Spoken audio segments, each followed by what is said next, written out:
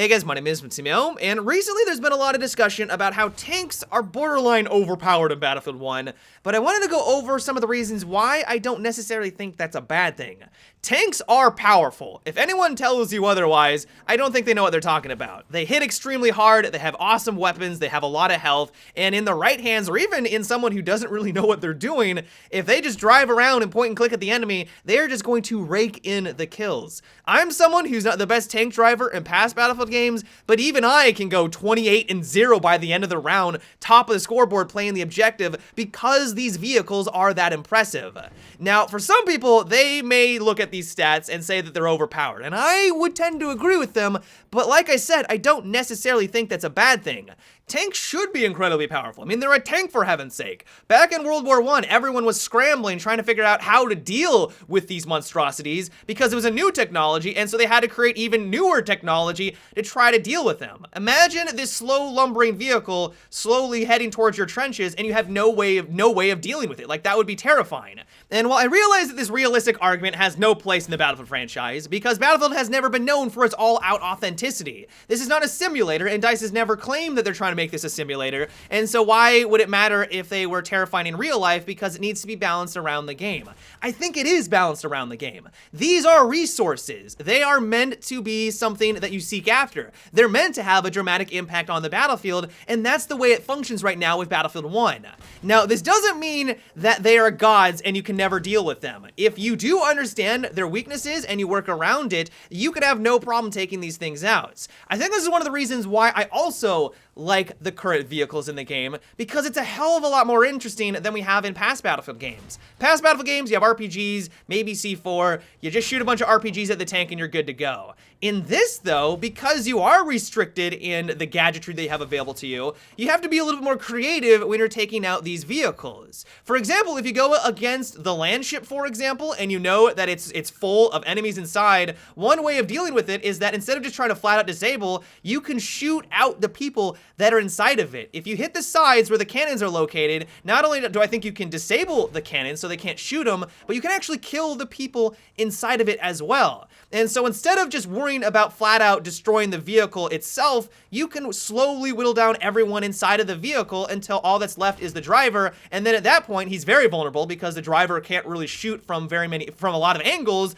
and then you can destroy the vehicle. If you're going against a heavy tank, it has a very, very slow turn speed, and so just ensure that you're not facing it directly with its main cannon, and you can just loop around and get a nice flank off and use your grenades to take it out. If you're going against a light armored vehicle, go for its engine compartment. If you hit it in the back, I believe, you hit it in the back multiple times, you're gonna blow out its engine and it can't move anymore, which leaves it incredibly vulnerable and very easy to take it out with you and your friends. That's the thing though, you do need to use teamwork to be able to take these things out, and I don't think that's a bad thing. Essentially what this system accomplishes is that it is a hell of a lot more dynamic when you get in conflict with a vehicle. There's a lot more things that you have to think about. Do I take out its engine so that it can't move? Do I go for its tread so that it's disabled? Do I try to go for the turret so that they can't retaliate and I can kill the people inside? Do I simply just go for the weak spot to do maximum damage? All of these things you have to take into consideration, and the end result is just fun, dynamic gameplay. I know that it's hard to take out vehicles, but when you're finally able to do it with you and your friends and you see that massive fireball, it is incredibly satisfying. Not only just because you got the kill, but also because you took away a very valuable resource for the enemy team, and hopefully that's going to give you and your team the upper hand and you can start to win the battle around that objective. It is very, very fun to take these vehicles out. One thing that we do have to remember though is that not all anti-vehicle gadgets are in the game right now. This of course is the closed alpha, and so we don't have access to the anti-vehicle mines or TNT. If TNT is anything as powerful as C4 is in past Battlefield games, where you place 2 or 3 on a tank and it blows it up from 100% to 0, doesn't matter if it's weak or not, that's going to have a dramatic shift in the power of the infantry versus these vehicles. If you're going against a heavy tank that can't really turn around very often, if you get a flank off, that's basically a guaranteed kill for you. Another thing you have to remember is that we don't have access to the repair hammer yet. The repair hammer is going to be going to the medic. The medic is becoming the all-inclusive heal class, not only for infantry, but now also apparently for vehicles as well. And so while you might be able to get that flank off with TNT and outright kill a tank, if they the tank is being more cautious and they're fighting you from a distance, it's now going to be significantly harder to be able to drop them with your anti-vehicle rifle if they do have someone in the back constantly repairing them. And so that's also going to have a shift on the way that things play out. The one critique that I have for it, even though I love that tanks are powerful, I love how combat revolves around them, I really like that dynamic gameplay, the one critique I have is I feel like there's a little bit too many vehicles on the battlefield. If you take particular points, I think you can have upwards of 4 to 5 tanks on your team when they're as good as hopefully what you've seen throughout today's video, where you can just ruin the enemy team even by your lonesome, even without anyone repairing you, even with anyone not in your guns or your turrets,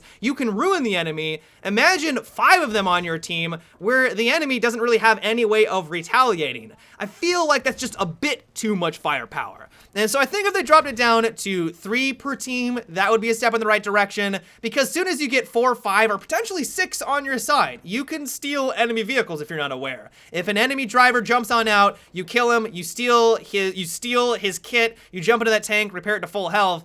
Now you have this awesome vehicle at your disposal, and the enemy now has 1 less while you have 1 more. Like, that really shifts things into your favor. And while I know some people really like that mechanic, having 6 tanks, or even more potentially, is I think a little bit too much. And so while I really like how powerful they are, I just think they may need to tone down how many of them are on the battlefield.